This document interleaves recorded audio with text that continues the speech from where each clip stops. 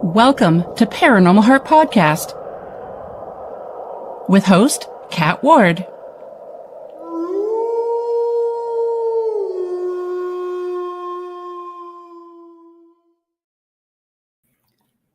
Hello, my friends. Welcome back to Paranormal Heart Podcast, Paranormal Talk with Heart and Soul. Tonight's segment is pre-recorded, streaming on United Public Radio Network, 107.7 New Orleans, 105.3 the Gulf Coast, YouTube, and any place you find your favorite podcast. Thanks so much for hanging out with us today. I appreciate your time. So, folks, I have another great guest for you tonight, author of the official Dracula prequel, J.D.Barker. J.D.Barker is a New York Times and international best-selling author whose stories blur the line between reality and nightmare. Known for weaving together suspense, horror, crime, and the supernatural, Barker pulls readers into dark, twisting worlds where nothing is ever as it seems. Handpicked by the Stoker family to continue Bram Stoker's legacy, he also co-authors best-selling novels with James Patterson and has written several acclaimed standalones, including his newest release, Something I Keep Upstairs, a true master of modern thriller with a haunting edge. Barker's name has become synonymous with gripping and unforgettable storytelling. So without further ado, please help me welcome J.D. Barker. Hello. Hey. I'm going to have you follow me around and read that off every time I walk into a room. That was perfect. Oh, thank you. It took me a while to write it. I just couldn't get the words right, but I finally got it. Well, thanks for having me. I appreciate it. I appreciate your time as well. Thank you. So I would like to first ask, how does someone who has a background in finance become an author and have your first book published at the age of 43? That's easy. Nobody wants to work in finance.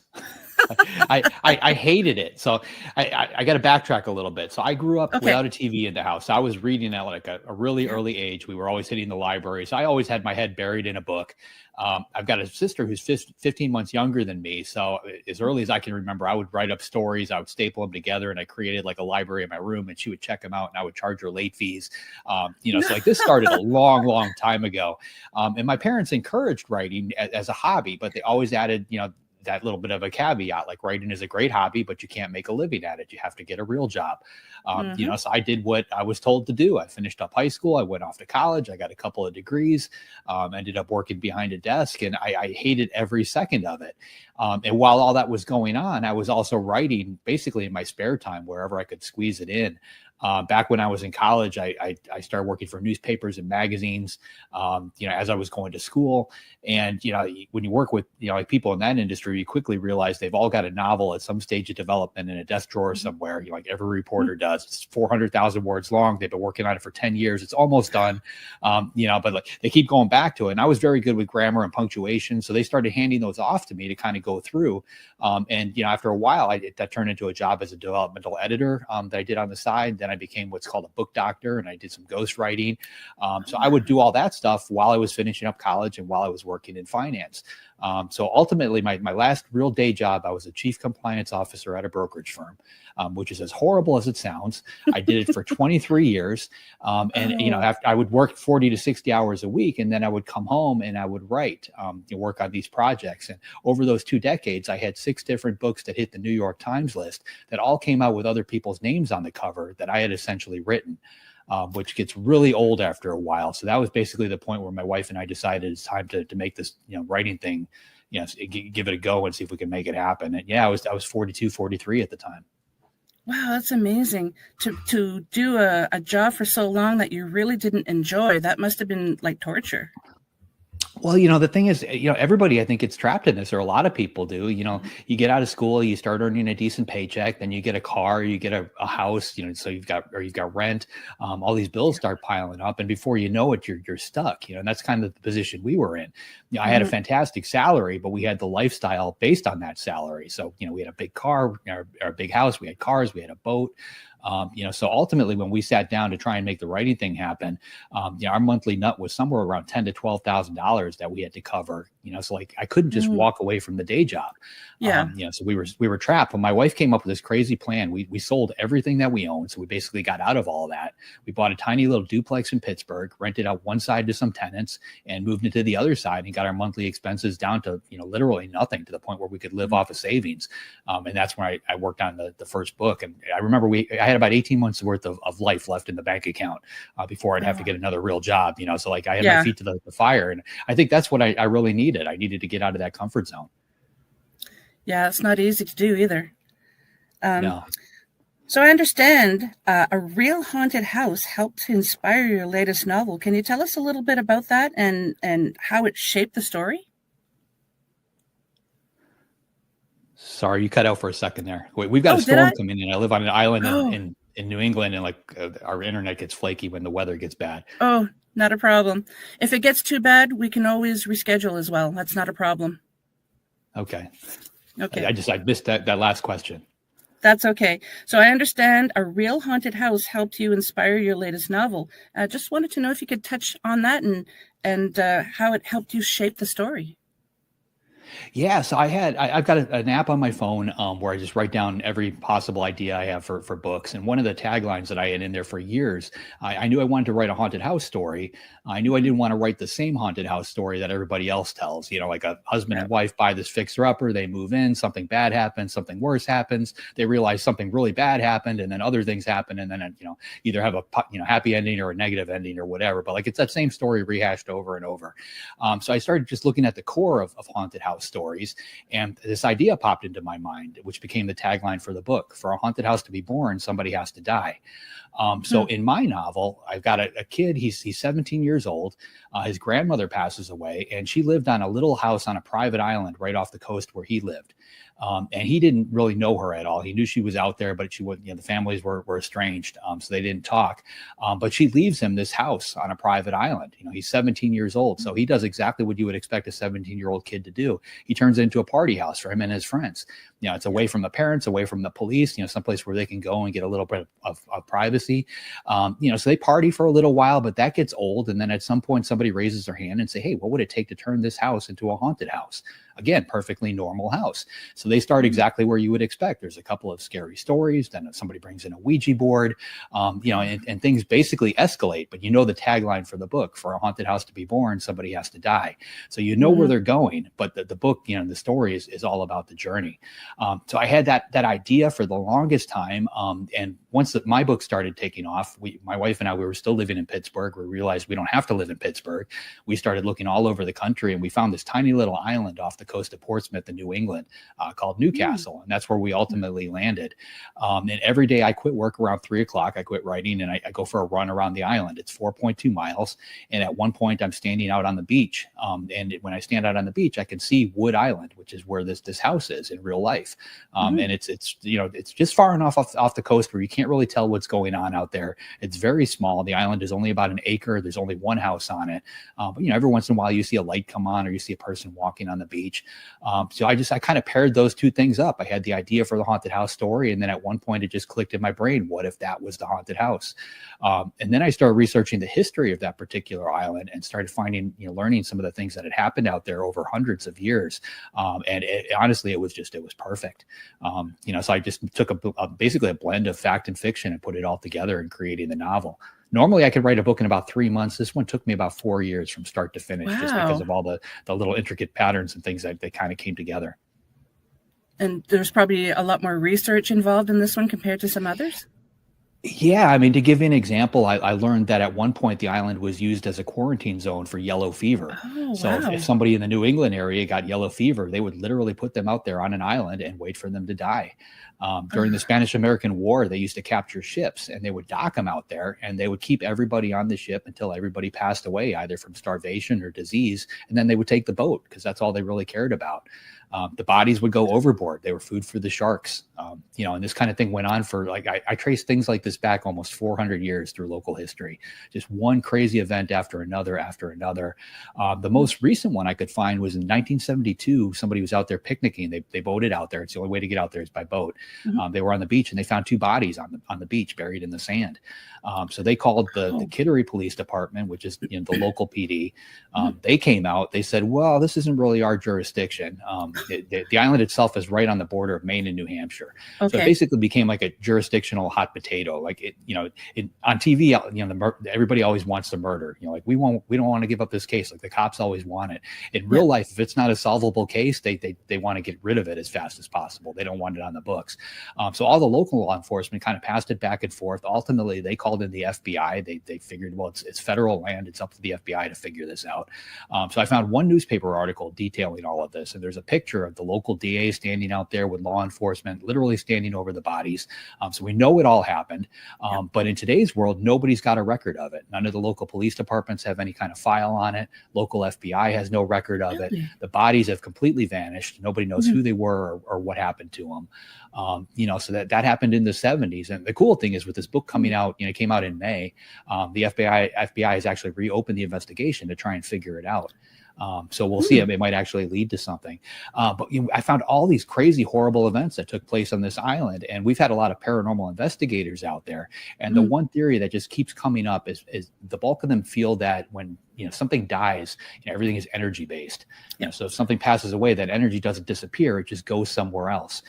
And if a lot of bad things happen all in the same place, it's almost like a battery getting a charge, which is, I think, what we feel when we actually go out there. Because it gives me the heebie-jeebies to stand out there on that island. Like you feel like something is off, like you don't want to be there. Like your lizard brain is telling you, get away from this place.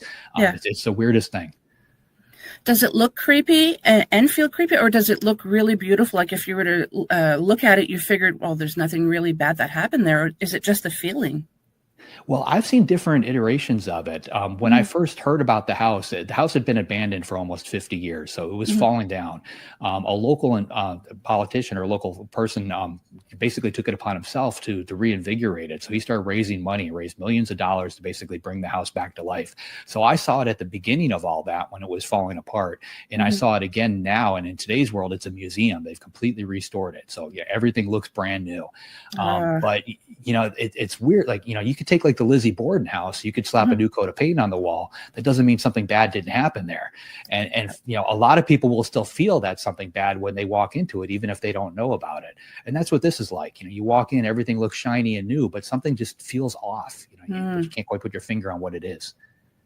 That's wild. I would actually like to go there sometime because I do have a background as a paranormal investigator. But wow, that would be really interesting. So your books cross genres like thrillers, horror, crime, supernatural. What draws you to these elements of storytelling? Well, I think it goes back to the childhood stuff. So when I was a kid, I read everything. I started with Hardy Boys and Nancy Drews. Then I moved on to like the classics like Charles Dickens and stuff like that. My mom owned an antique store and we used to hit a lot of garage sales. Amazing. And I remember one day there was a guy, he had a box of books and sitting on top was a copy of Dracula. I was 8 years old. I picked it up. It looked super scary. I showed it to my mom. I figured there's no way she's going to let me buy this one. It was 25 cents, but she let me buy it. I took it home and I read it. And it took me about 3 weeks or so. And I slept with the lights on for like the longest time after that. Like it scared the bejesus out of me. And that's the first time a book had ever really done that. Like got that type of an emotional reaction out of me. And honestly, I think I've been chasing that feeling ever since as both a reader and a writer, trying to recreate it. So horror, I think, is my first love as a writer. I do a lot of work in the thriller world. So, in my publication thing, I kind of bounce back and forth. I do a horror novel, then I do a thriller, do another horror. And I found that just by doing that, it aggravates the hell out of my agents and my publishers because they don't quite know how to sell me. But it's almost like working like a literary Pied Piper, like rather than just having a thriller audience, I have a thriller audience and a horror audience. So I've learned over the years to kind of use the books to kind of expand my audience overall. At one point, my publishers told me that my audience was women 45 and over. So I wrote a young adult book and all of a sudden my audience, the demographics shifted and I started bringing them in as, younger and younger. So I try to use the books themselves as a way to expand who's reading me. That is amazing because you don't want to fall in that same cookie cutter author genre type thing. Yeah, I don't want to go off into the weeds on the business side of things, but like that's, when you're first getting published and you send your book off to an agent, the first thing they do is they try to put a label on you. You are this author, you are that author. That's how they sell you to the editor. The editor walks down the hallway to the marketing department, tells them the same thing. That marketing department calls the bookstores, and that's how the bookstore knows where to put you on the shelf. So it's real important for them. But, as an author, if you're trying to build a brand, you want the biggest possible audience you could possibly have. So if, you have this fine line that you're trying to walk, there's only a handful of readers out there. You really want to expand beyond that. And I think a lot of that from my standpoint, I've just gotten from working with, somebody like James Patterson. Like, he has taught me so much on the business side. He does the same thing. At one point, he was looking at his audience and, he decided, well, I'm going to write a book with Bill Clinton. And he expanded his audience, tremendously by doing that. Then he did it again a few years ago. He wrote a book with Dolly Parton and roped in another whole, group of people that weren't reading him. And about 2 months ago, he announced a book that he's writing with Mr. Beast, who's the #1 YouTube star. Wow. So again, he's just expanding his audience again by tapping into a group that, at this point probably isn't reading him, and they will be. Mm-hmm. I do understand the business point of view, but as a reader, like I said, you don't want to fall into that cookie cutter. It's just refreshing as a reader. Yeah, I feel the same way because I read so much, and like the one thing I hate is to pick up a book by an author and have it, basically be the same book but different over and over and over. And knowing a lot of authors, the authors don't want to write that same book over and over again, but the publishers kind of make them do it. So I go out of my way to make sure that every book is completely different from the last. And as a reader, I appreciate that. Yeah, it's like my favorite authors, guys like Stephen King and Dean Koontz, and I buy their books because their name is on the cover. I don't even read the back. Like I don't care what it's about. Like I know that I'm going to get a particular voice. I know they're going to entertain me, and I'd rather go in blind. And that's kind of what I try to produce. That's how I feel with some movies. If there's a particular actor that I really enjoy, I don't care what the storyline's about. I'm going to watch the movie. Yep. So what was so you did co-write, as you mentioned, with James Patterson. What was it like collaborating with him? And is the process different than when you're writing solo? Well, I spent so many years, working as a book doctor and a ghostwriter, basically collaborating with other people for 2 decades, that when I sat down to actually write my own book, that felt weird. Because all of a sudden there's nobody else weighing in on the decisions. It's just me all by myself and, behind the desk. So it feels more natural to me to work with other people. With somebody like Patterson, like we've had a very weird relationship because I've got all these books behind me. You kind of see them on the video. There's only 2 up there that are actually on the process of writing. One is Strunk and White, which gives me every rule in the grammar, world that I need to know. The other one is On Writing by Stephen King. And in On Writing, Stephen King says that he's what they call a pantser. So he basically creates his plot, his characters. He drops these people into some kind of crazy scenario, and then he just lets the story play out on paper.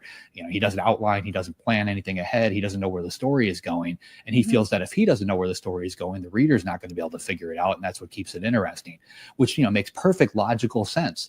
So the first few books that I wrote in that format.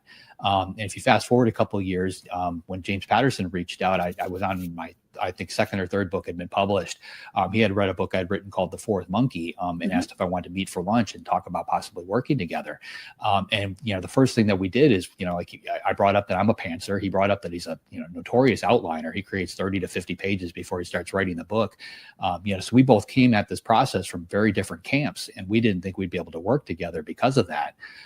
So I walked away from that meeting thinking, well, I just had lunch with James Patterson. That's a win. It doesn't really have to go any further than that. But a couple months later, we touched base again. And he said, you know what? Let's try it your way. Let's try to pants a novel. So I'm the only person who's ever gotten James Patterson to write a book without an outline. And we went back and forth. Like I would write a chapter, I would paint him into what I felt was some, this crazy, impossible scenario. I'd send him off the pages thinking he's never going to get out of this. And then 15 minutes later, he'd send me new pages. And not only did he get out of it, but he put me into some other crazier situation. We went back and forth like that. And it's the twistiest book I think I've ever written to date. But when we finished it up, he said, okay, we tried it your way. Let's try it my way. And he sent me an outline for a book called The Noise. And I saw just, in writing that, how much more efficient and how easy the process was when you have the whole story down there on paper. And I think a lot of it comes down to, like if I think about my general day, like I mentioned, I go on a run every day. I do that every day at 3:00. And when I was pantsing a novel while I was on that run, I would use that time to figure out what comes next in the story, what comes next. So that when I started the next day, I could kind of hit the ground running. But when I've got an outline in front of me, I already know what comes next. So I can use that same brain power to figure out how do I make what comes next better, and tweak it. And I think the books are much better for it. I went back to school a few years ago and I had to learn how to write essays and things like that. And I found it very difficult. You have that template of how an essay is supposed to be written. And I had a really difficult time. So I just decided to write it the way that I thought.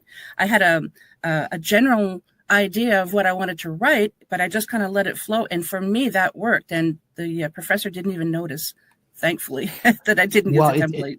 It's one of those things. So when they give you a formula, if they tell you, okay, you've got to write this and you need to write a 3-act structure, now all of a sudden you're trying to force that story to fit. And, in a lot of ways, it can be like trying to put a square peg in a round hole. Like you can make it work if you have to, but you're forcing it in there. But, if you learn to just rely on your subconscious, like I read so much that the actual structure of a story is ingrained in my head. Like my mind knows at this point, a twist needs to happen. Climax needs to start here. This needs to happen here. And if I go beyond that point without that thing happening, it's almost like I missed a turn on the highway for some destination. So I'm able to kind of see that. And I've learned to trust my subconscious over the years and kind of follow along with that.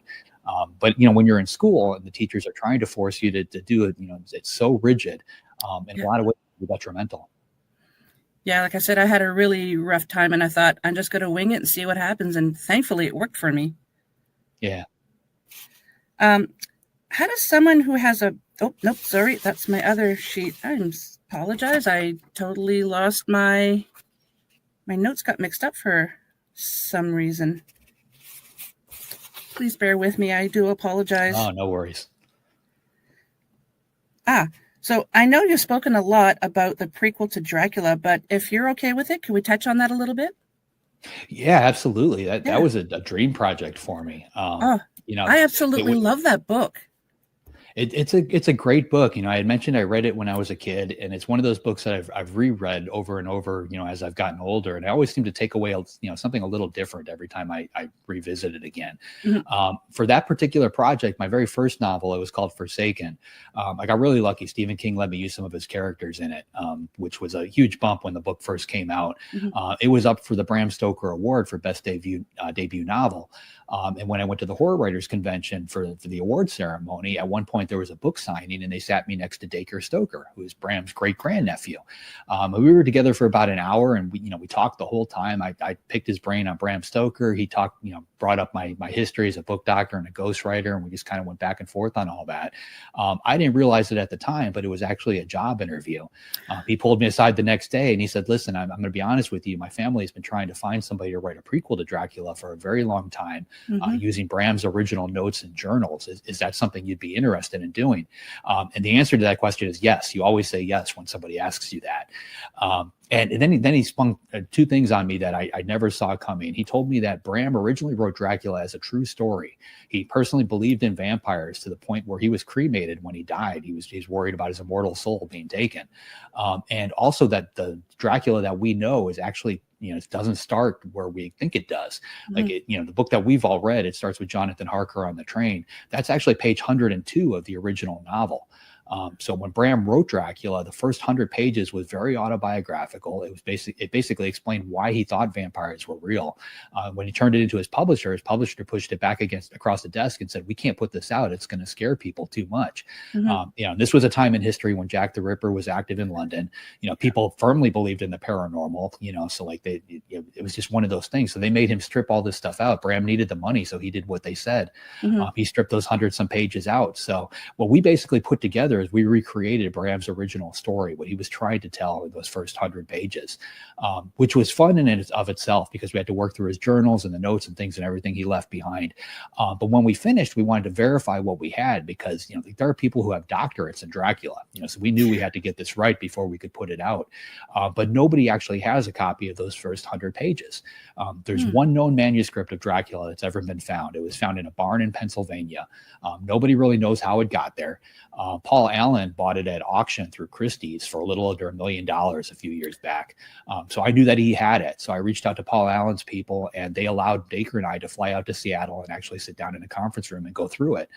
So they locked us in this room. They took away our cell phones so we couldn't take pictures, made us wear gloves, and they wheeled in the original Dracula manuscript. First thing we did is we opened up the cover, turned to that first page, hoping to see number 1. And it was there, but it was right behind a crossed out 102. So the first 100 pages were missing. It still started at page 102. Bram had wrote the title Dracula up at the top. So we thought it was gone, but then we started flipping through the pages and we realized, like in today's world, if I delete a scene, I hit delete, it's gone. But in Bram's time, this manuscript was typed, so if he deleted a scene, he drew a line through it. Yeah. So we started focusing on those deleted scenes, everything that he took out of the book. And we quickly realized they referenced things from the very first 100 pages, which is why he took them out. And using that, we were able to confirm the other information we had and basically piece together the rest of that book. It was called Dracula. It came out in, I think, 2017. It's a great book, though. Yeah. So I wasn't trying to. I'm just so excited about this book. I haven't read your book yet. I look forward to doing it because I absolutely loved Bram Stoker's Dracula because I just loved the style of writing in that genre and the wording. There's just something that makes you able to fall into the book and you're able to feel like you're there. I really enjoyed that. But so you didn't actually have the notes and the journal yourself. You had to go. Like you're not in possession of those? I don't have any of that anymore. The Stoker family still has all of it. Yeah. But still being able to have access to that. I mean, how did you feel? It was wild. I mean, like if I look at my desk behind me and there's little notes and stuff like that, and that's essentially what they had from Bram. Like he had notes written on laundry receipts, like any kind of scrap of paper that he could find, he would write on. He plotted out a big portion of the novel in a daytimer. He was a theater manager, so he had access to daytimers, and like it makes perfect sense. At 3:00, Mina does this. At 4:00, she does this. So he plugged it in on the daytimer, and then just throughout his journal, like he wrote down everything. He took notes about just about everything. So you'd see 2 or 3 random entries about stuff, and then 1 entry about Dracula. We found, he actually wrote Dracula when he was in his 40s, and we found notes dating all the way back to when he was 16, where he actually started researching it. So vampires were a big part of his life, his entire life. Yeah, I've always enjoyed the lore of the vampires ever since I was a little girl. So that's obviously why I enjoyed reading the book. But so when you were approached by the Stoker family, can you explain to us how you felt? Obviously very special. I mean, with it being one of my favorite books and then being able to be part of it, the whole experience was fantastic. I think there was a couple of moments that were very surreal for me. After the book was done, we had to go out on the tour for the book. And at one point we were in Dublin, which is where a large portion of the book actually takes place. That's where Bram is actually from. He's not from the UK. So while we were but like I knew Dublin up till that point just through Bram Stoker's notes. So when he described a church or he described a street, it was his version of it in early 1900s. So when I actually went to Dublin, like I saw all those things. Here's a church that Bram was talking about, but right next to it is a bank, or McDonald's or something like that. So it was very weird. Like I could see Bram's world superimposed on our world. And then when we visited his house from his childhood home in Clontarf, and started walking through those places like that, it felt like Bram was with us the entire time. Oh, that's amazing. I mean, like you said, the honor of having access to all that information to be able to write the prequel is just amazing. Yeah, he was a very smart guy too, because his UK publisher made him strip out those 100 pages, but he really wanted to tell that story. So when he sent off copies to his foreign publishers, he actually left those parts in. Because like in today's world, if I write a book, I send one copy off to my English publisher and that's it. They distribute it off to the foreign guys. I don't really touch it beyond that point. Okay. But in Bram's time, he actually mailed off those different copies. So when they wanted to put it out in Germany, he sent a copy off to Germany. He sent one off to France, one off to Italy. But Dracula is kind of a weird phenomenon. It's the second most purchased book in the world next to the Bible. The Bible, So extremely popular, but it's also in public domain. So when you go on Amazon and you buy a copy of Dracula, like when they put that together, all they do is they go out and they grab the public domain text of Dracula, they format it and put out a book. So nobody is going back to these actual, the first editions of this book. And one of the things the Stoker family realized is if they buy a first edition of Dracula in some foreign language and then translate it back to English, they started finding all these parts that Bram had taken out of the UK version. So he basically left breadcrumbs of the original story. And a lot of the foreign editions are different. You go one country to the next, there's major differences in the book. That's interesting. That must have been a lot of work for him to send them to all these different places. Yeah, I mean that's just how it was back then. It's just been streamlined a little bit. Amazing. So your career's shown that you're not afraid to take risks and step outside of the norm. Why do you believe authors must dare to think differently? I think it's important, if you take a step back and not look at this as being an author, look at it as being somebody who produces a product, and you are the brand. Look at other brands, like what do they do to stand out? Like if you're selling cereal, you look at your market, you expand based on where, what people like, what they don't like. I tend to look at being an author the same way, like I had mentioned with the books, how I use them to expand my audience. I try to do everything that way. Whenever I have a book coming out, I usually make a list of what I see other people doing to promote their titles. And then I write another list of things nobody's doing. And then that's typically what I end up doing. So to give you an example for something I keep upstairs when it came out, because it's based on a real house that really exists, as part of the promotion, we actually gave an overnight stay away to one person in the haunted house. So we had a worldwide drawing, which we were able to promote. And that one person, they were allowed to pick 3 of their friends. We put them on a boat, took them out to the island, and we left them there for 24 hours. But like doing this particular contest, that created a ton of word of mouth, because I can buy ads all day long, just like any other author. But word of mouth is what really sells a book. So when you're giving away an overnight stay in a haunted house, people talk about it. They're all over Facebook. Like, I'll do it. Will you do it? I won't do it. I'll do it if you do it. But they're all chatting about it. They're all talking to their friends, and they're all spreading the word. And none of that costs you a penny. So I look for situations like that. Like word of mouth is what really sells books. I do whatever I can to build word of mouth. Yeah, and it's difficult to find a good way to have that word of mouth. That's brilliant.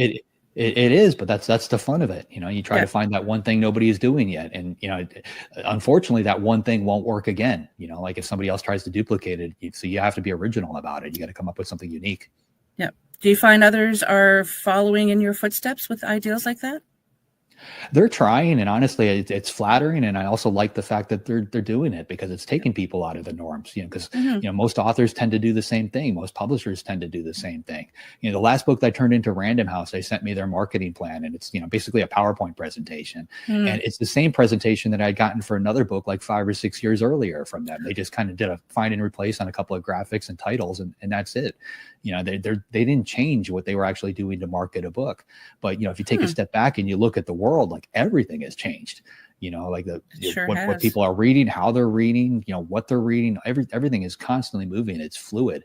And you need to be just as fluid as an author or as a business owner if you want to stay in front of it. Yep.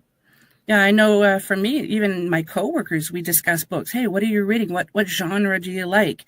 So that's how we have the word of mouth that starts at work.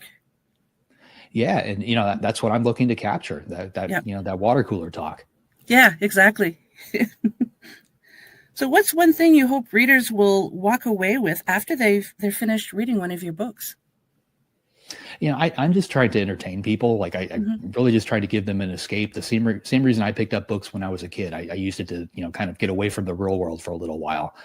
So that's all I'm trying to do with the stuff that I write. I'm not trying to sell a moral message or, you're not going to really learn anything walking away from one of my books.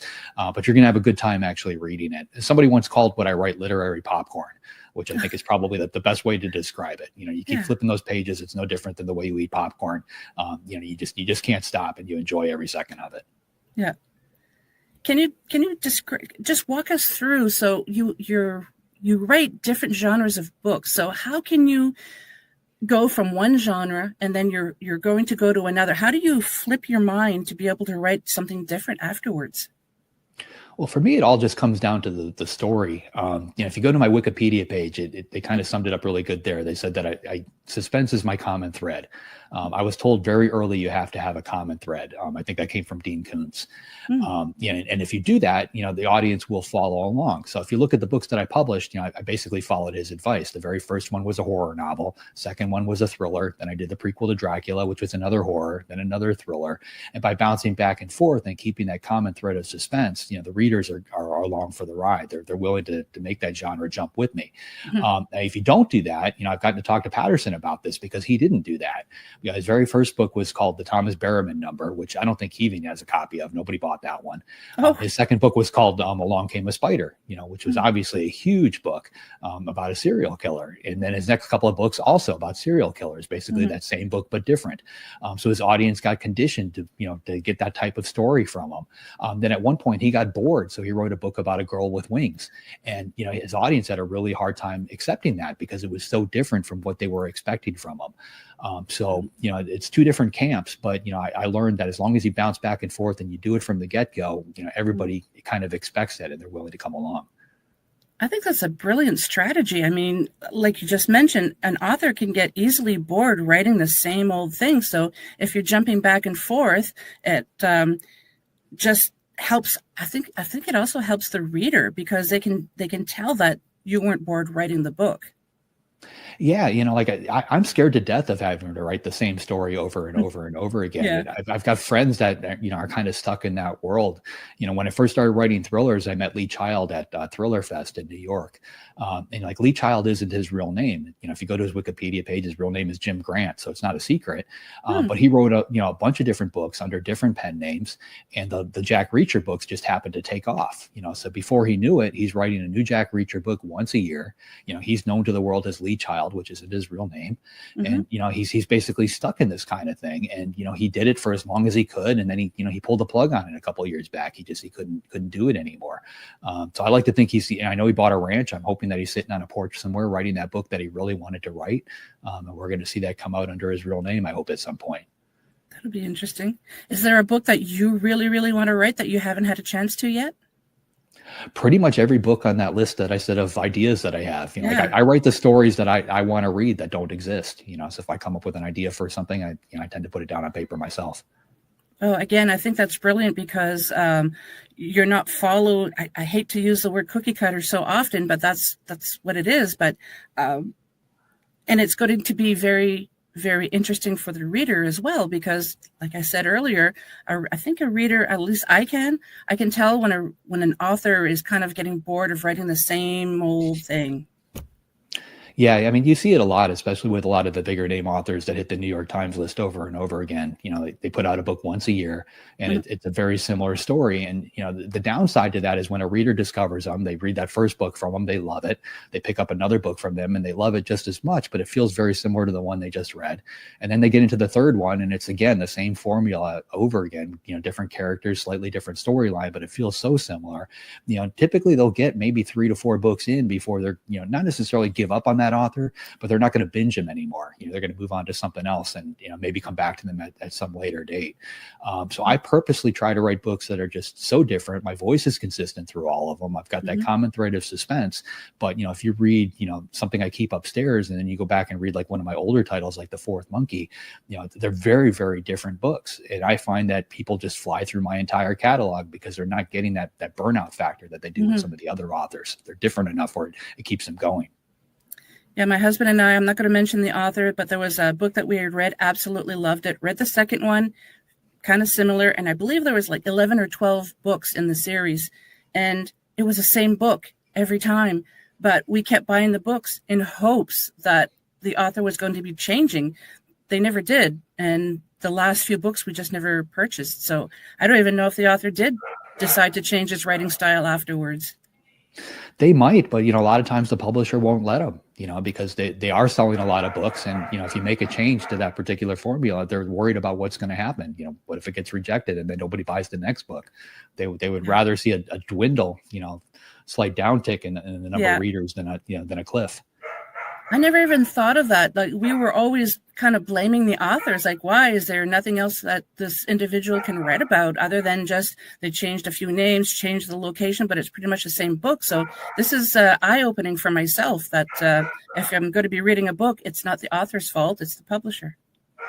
No, I mean, I talk to them all, authors all the time. Like Dan Brown lives down the street from me, and just imagine what would, he just put out a new Robert Langdon novel, the first one in 8 years.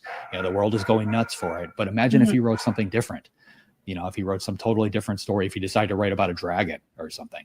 Yeah. Like it just, there's so much money at stake when you get to that level. So, so many different moving parts that nobody's just willing to take any risks anymore. Do you think that's why some authors decide to have a pen name? Pen name, that's the correct term, isn't it? When they write pen name, pseudonym. Yes. Yeah, I think a lot of them do that. For a while there, that was the publisher too. Like if you wrote something that was different, they would put it out as long as you put it under a different name so they could create that separate brand. And that worked, I think, maybe 15, 20 years ago. But, now with social media and stuff, it's too much work. Yeah. Because now all of a sudden you've got 2 Facebook accounts, you've got 2 Twitter accounts, you've got 2 this, 2 that, and you've got to maintain this multiple personality situation. Unless you just, flat out say, this is so-and-so. If you think of like Stephen King, like when he did this, he had Richard Bachman, that he used, basically just, grabbed a name out of thin air. He grabbed a picture of somebody that he knew, slapped it on the cover. And that was all he needed to do to create that fake identity. And it worked for years. Then if you flash forward to today, you've got somebody like Nora Roberts, like she also writes under J.D. Robb. That's no secret. You go to the Nora Roberts website, those other books are there, and it points you over to the other one. And, and they find that if they don't do that, the J.D. Robb books probably weren't selling quite as well until people figured out that Nora Roberts was behind it. So at some point, even if they try to keep it secret, somebody usually lets it slip because they sell more books that way. I'm just looking at all that as a whole. To me, it just makes more sense just to put your own name on the cover of every single one. You just try to keep them similar enough where the reader's going to be along for the ride. And I think pretty much any author could do that if they really set their mind to it. Now, I know some authors like to have a specific location where they have to write at the same spot all the time. When you're writing, do you have different locations, or do you have one spot that helps with your creativity? I tend to, we're in my office right now on video. You can kind of see the corner of my desk. So I tend to write in here most days. When I was in the corporate world, though, like I had to squeeze out those words whenever I could, find the time. And I tried to write at least 200 to 300 words a day back then, which is essentially 1 page a day. So you have a novel in about a year. And I would squeeze out words whenever I got a chance. I could be in line at the grocery store. I could be at the airport. I could be in the car at a red light. I listen to a thunderstorm soundtrack whenever I write, basically white noise. And I find that whenever I hear that sound, it's like a Pavlov's dog thing. My brain just snaps into writer mode and knows this is what we're doing. If you can write in the same place every day, you kind of trigger that same response. So I think those kind of things are very important. That's very interesting. I've never heard of anybody listening to thunder sounds to be able to write, but it makes a lot of sense. Yeah, I've tried like music, but the problem is that my scenes start to kind of play along with the music. So, if the music is fast paced and the scene is fast paced, if it slows down, the scene slows down. If there's lyrics, forget about it. All of a sudden that's going to work into my dialogue. So it influences the storyline too much. But, a good thunderstorm for me, like it drowns out everything else that's going on around me. It kind of makes me feel like I'm in my little writer bubble. I love thunderstorms. Yeah.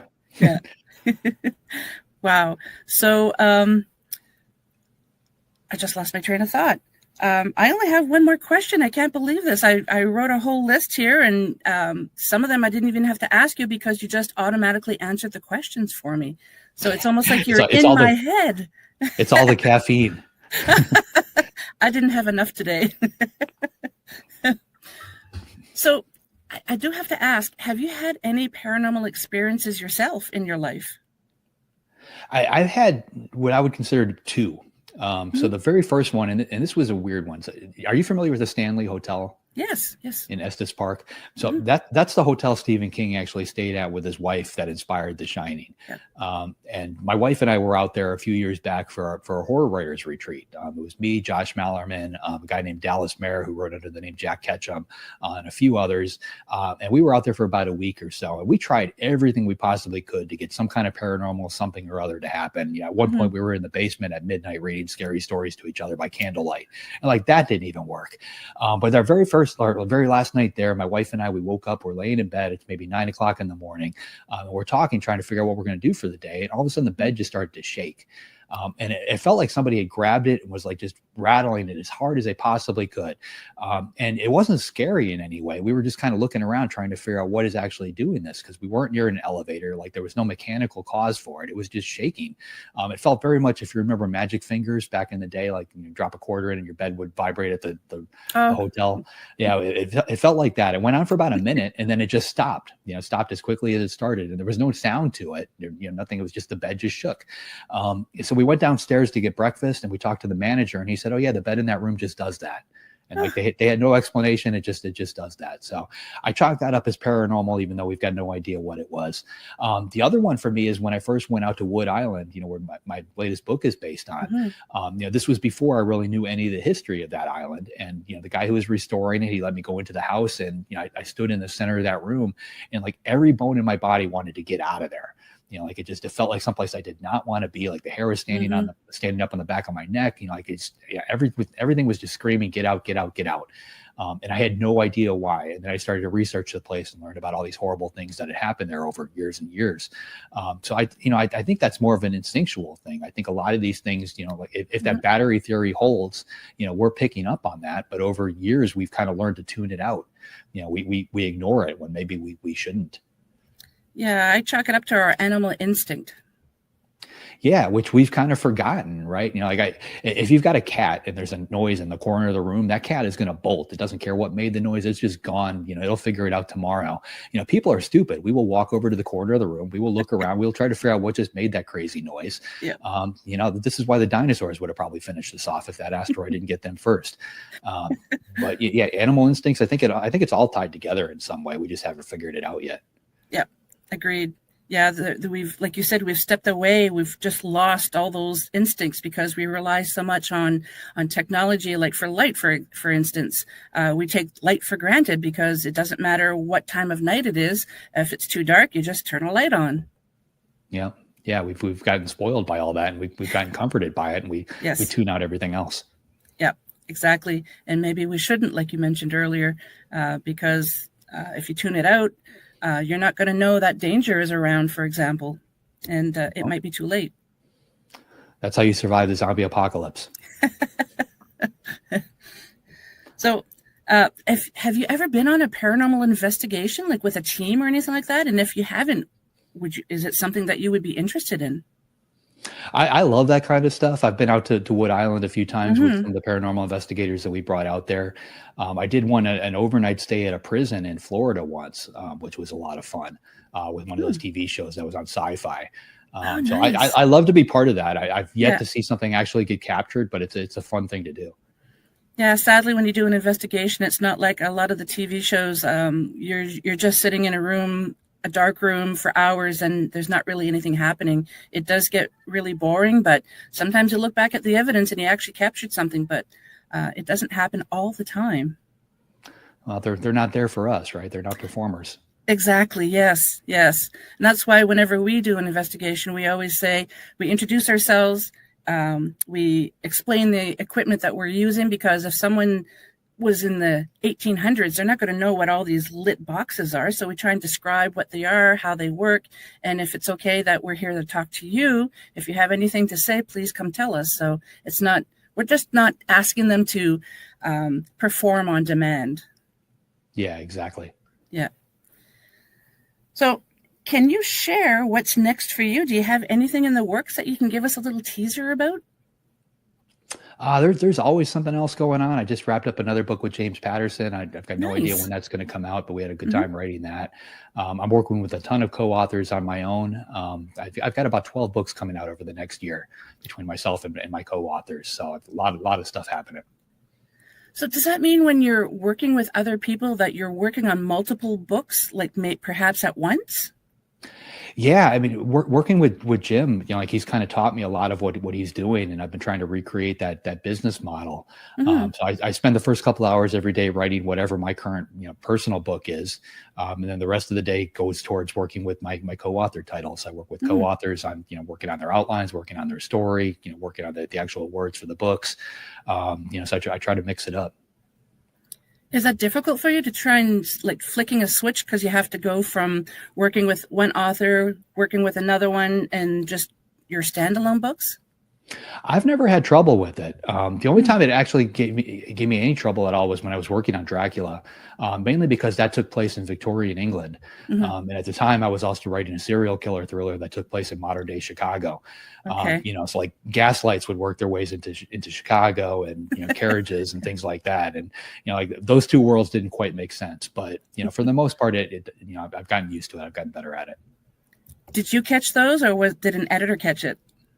Oh, I always catch it as Okay. I'm going. It's almost like putting on another hat. If I break up the day a little bit, like I do one thing in the morning, another thing in the afternoon, and it's broken up by lunch in between, I'm usually all good.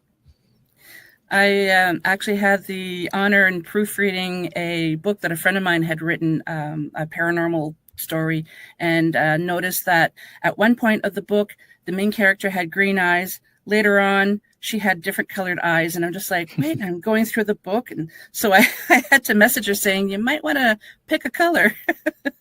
That kind of thing happens. Like I just finished up a book, and I've been playing with AI quite a bit. And like I would never use AI for the writing process. I don't think it's capable of that. It's almost like talking to an encyclopedia. I can't have a creative thought. But where it is good is for what you just mentioned. It's like I can take an entire book and drop it in there and ask it, are there any plot holes, any idiosyncrasies, anything weird that's been left behind? Like I've got a whole prompt for all these different things, and it'll find this kind of stuff. And like normally human editors will find them, but it's got to go to two, three different people sometimes, and sometimes those things still slip through. But I'm finding that AI is able to catch a lot of those things ahead of time and help me fine tune the book before it actually gets into the hands of the editor. So it's a great tool for that kind of thing. I never even thought of using AI for something like that. Yeah, that's wow. It can read the whole book in like 30 seconds. It's ridiculous. That's amazing. Wow. Well, I really don't have any other questions for you. I'd like to thank you so much for your time. This is a real treat for me. I really appreciate it. Could you tell the audience where they can find you, and obviously where they can find your books? Sure. You can find me at j.d.barker.com. I'm on all the social medias. At j.d.barker is usually my handle. Latest book is called Something I Keep Upstairs. That came out in May. And my last book with Patterson was called The Writer. That one came out in March. Okay, good. Thank you so very much. If you have a moment, hang tight. I'll just say goodbye to the audience, and we'll just chat for a couple of minutes if you have the time. Yep, we're all set. Thank you so much. Thank you very much. Well, folks, that was another great episode. I really liked that one. So a huge thank you to my special guest tonight, and to you, my wonderful audience, for tuning in. I also want to thank UPRN 107.7 New Orleans and 105.3 the Gulf Coast for carrying the show. And if you enjoyed tonight's episode, please like, subscribe, share, and comment. It truly means the world to me. And if you'd like to have a little piece of Paranormal Heart podcast to call your own, you can grab some swag, like the mugs that I've been advertising. So by emailing me, you can just drop an email at paranormalheart13@gmail.com, even if it's just to say hello. Until next time, until we meet again, take care of yourselves and each other. Much love to you all.